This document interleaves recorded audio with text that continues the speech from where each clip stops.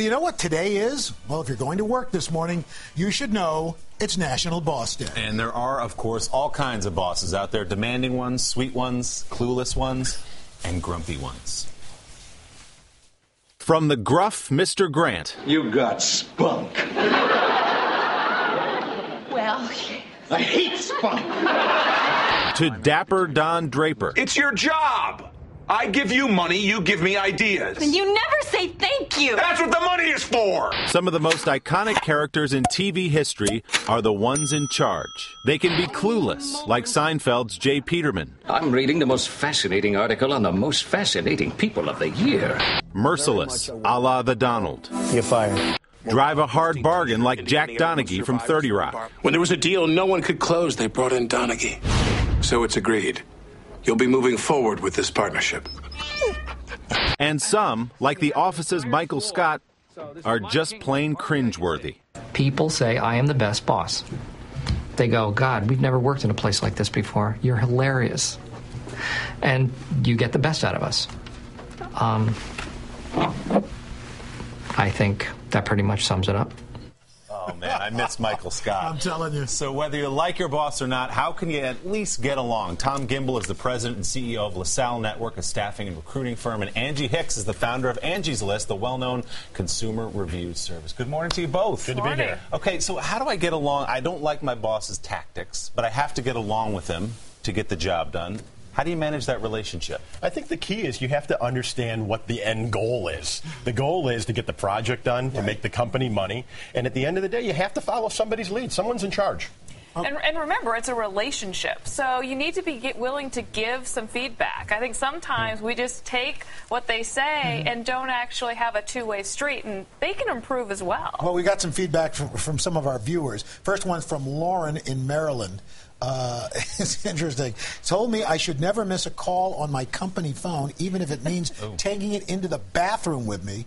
Hello, how can I help you? Pardon me while I flush. So how do you handle a boss like this? No one wants to talk to you while you're in the bathroom. No. So, I mean, like, don't take it so literally. So you need to set expectations. I mean, you know, the goal here is they want you to be responsive. So setting a track record of being responsive, but don't take it too far. No phones in the bathroom. Well, if you do, I'd have it on speakerphone for sure. Get that nice hollow ring. Good call. All right, we got another one. Ashley from Portland, Oregon emails, when my husband's grandmother passed away last year, the first thing out of my boss's mouth when I told her I needed a day off for the funeral was, darn it, she couldn't have waited another week. Oh.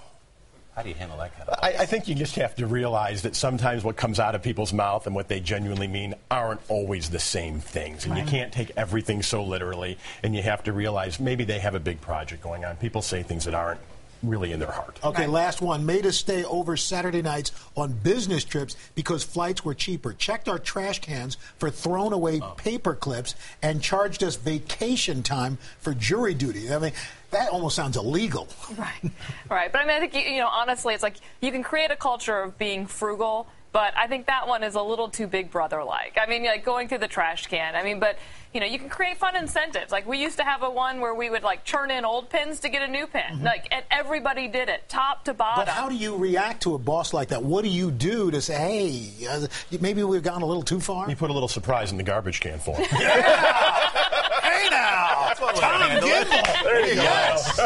There you go. Angie, you mentioned getting feedback from employees. Do you really like that as a CEO when an employee pushes back a little bit? Absolutely. All of us, like, in any role you're in, you're always evolving and you need that But you're not feedback. the bad boss. What about the bad bosses? But, you know, you have to kind of engage in that and start that practice because they may not accept it right in face value, but they might think about it later and realize you were actually giving them some really good advice. A lot of it's the presentation and how you do it. You can't attack. Right? Every action has a reaction. You can't go at somebody who's going 100 miles an hour at 100 miles an hour. Right. You got to do it in private. Don't do it in front of a crowd. Exactly. Good advice on National Boss Day. Guys, thanks so much. Thanks, Tom guys. Gimbel, Angie Hicks.